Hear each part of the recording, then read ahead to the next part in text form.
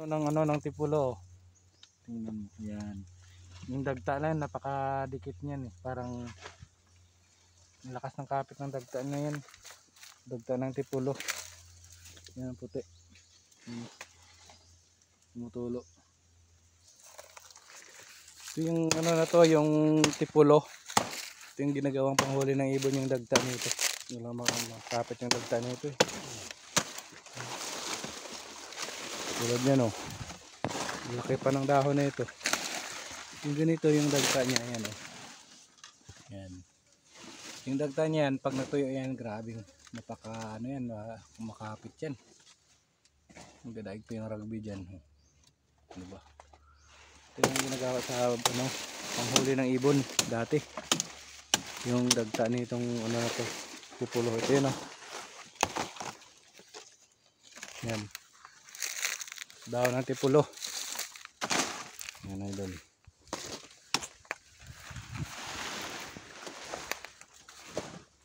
Yung dahon din, ano din siya, bunga no, parang langka. No? Bunga din siya, parang langka. Pero hindi siya namunga. Bunga din. Anong bunga nun? Parang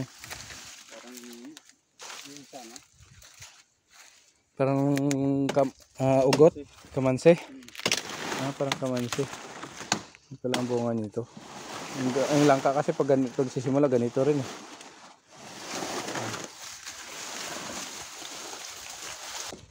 Ito lang talaga ang sanga ang pwede. Tinan mo, kapit nito.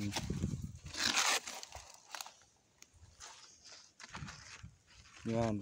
Pag natuyo yan yung dagta na yan, kapit yan. Grabe. Yung ihi ng langgam na to, kahit pag naihiyan ka nito, mahapdi. Ayan o. Grabe. Dami.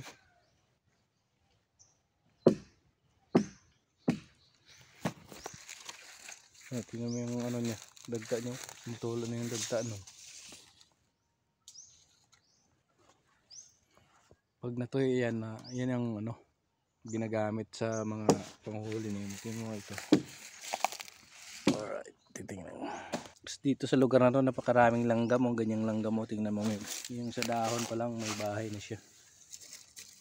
Langgam na yan oh.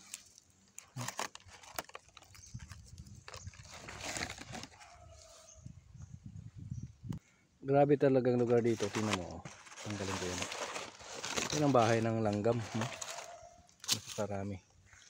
Kahit saan dito sa lugar na to, grabe ang ganyan oh. Mahapdi kasi yan eh. Bahay ng langgam.